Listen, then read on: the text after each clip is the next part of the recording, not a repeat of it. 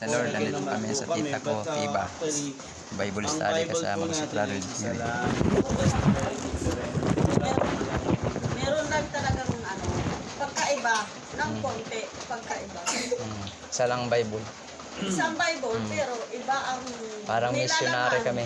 Oh, iba ang nilalaman ng konti.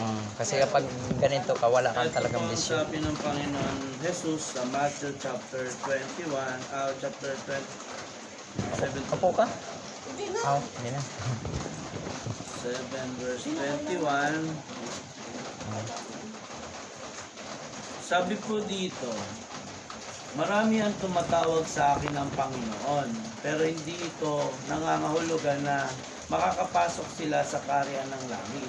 Ang mga tao lamang na sumusunod sa kalooban ng aking amang nasa langit ang mapapabilang sa kanyang kaharian. Verse 22, marami ang nagsasabi sa akin sa araw ng paghukom, Panginoon, hindi ba't sa pangalan nyo ay nagpahayag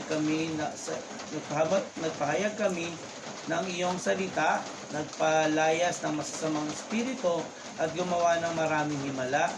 Ngunit sasabihin ko sa kanila, hindi ko kayo kilala, lumayo kayo sa akin, kayong mga gumagawa ng masama. Amen.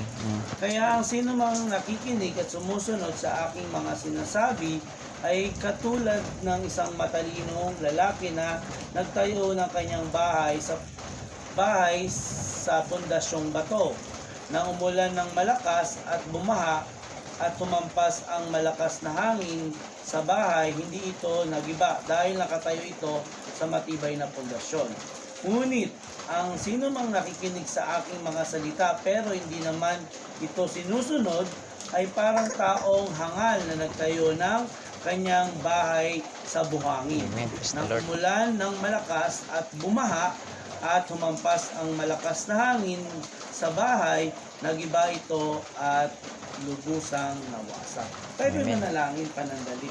Amang Diyos na makapangyarihan sa lahat, naniniwala po kami na ikaw ay buhay, ikaw po ang lumikha ng langit at lupa, ikaw po ang nagbibigay sa amin ng buhay, kung bakit kami po ay nakakatayo at nakakilos pa mula sa pagising namin sa umaga.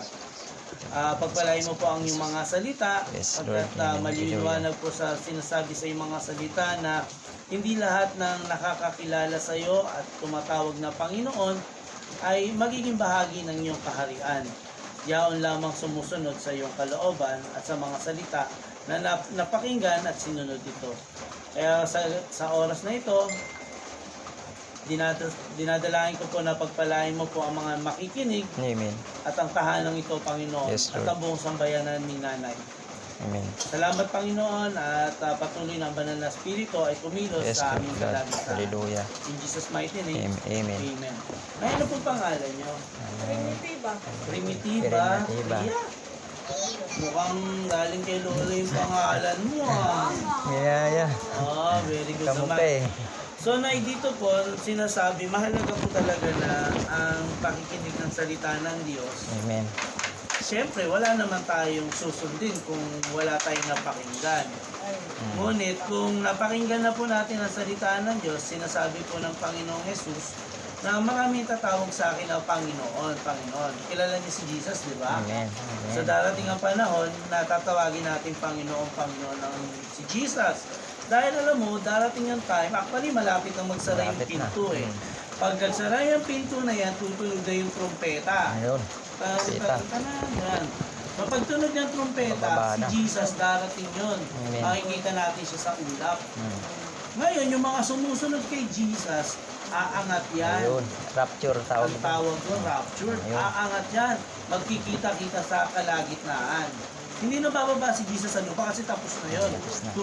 2,000 years back, nung Amen. siya ay pinanganak sa Bethlehem.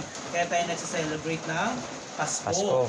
Tapos namatay naman siya sa krus kasi yung kamatayan niya sa krus, yung dugo niya, yung katawan niya na sinugatan, yun yung kabayaran ng ating kasalanan.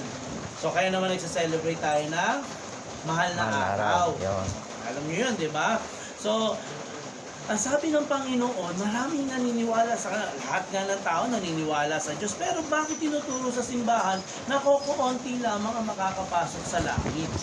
Dahil mas marami yung tao na nakikinig lamang pero hindi naman sumusunod sa Amen. sinasabi ng Panginoon. Amen? Amen. So, kaya nanay, sa mga oras na ito, it's a privilege for us na makakarating dito sa pamamagitan po ni Brother Amen. Pards. Actually, Pards ang Pads. tawag ko sa kanya. Pads.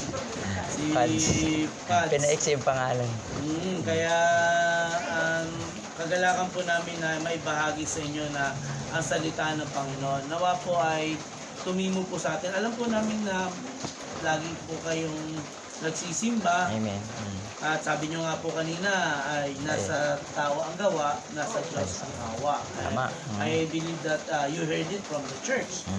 Ngunit sabi nga, kung hindi naman po natin nasusunod yung pinakamahalagang utos ng Panginoon, delikado po tayo. Baka sumigaw kayo ng Panginoon, Panginoon. Ngunit sabi ng Panginoon, sino ka?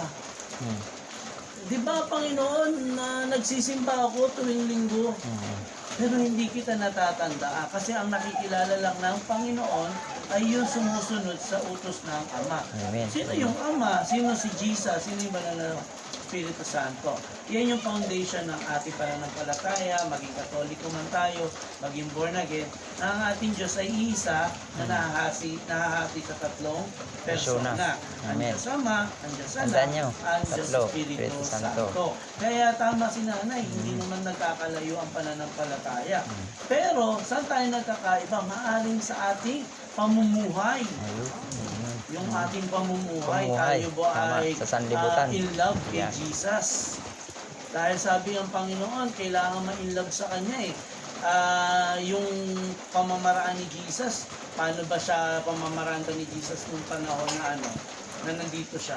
Di ba lagi siya pumupunta sa may mga sakit, na panalangin niya? Amen. Di ba si Jesus lagi pumupunta sa ilog at binabautismohan yung mga taong nakikinig ng kanyang mga salita? Di ba si Jesus nung nandito sa lupa ay pumupunta siya sa makasasalanan, pumupunta siya sa mga nakakulong, sa mga, actually ang makasalanan nun ay mga tax collector kasi sila ay nagnanakaw ng buwis. O sino ba sa atin dito mga magnanakaw ng buwis? Hindi ba ibang politiko? Politiko. Oo, di ba? Pero pag pumunta tayo sa politiko, sinasabi pa natin na itigil mo na yung kasamaan mo kapag nanakaw ng kabanayaman. Di ba ang ginagawa natin, humihingi pa tayo ng tulong? O, di ba? So, hindi ganun si Jesus. Hindi siya pupunta doon para humingi ng tulong. So, ibig sabihin, si Jesus ay fully dependent sa Father. Kung ano talaga yung kalooban ng Diyos na nasa langit, ang Ama. Kaya tama si nanay, magkakalaman ito kung hihingan niya ng laman niya sa Panginoon.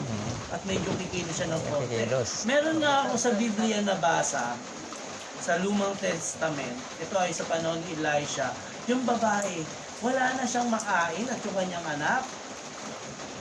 Sabi ni Elisha, sige, kumuha ka ng mga bote sa kapitbahay.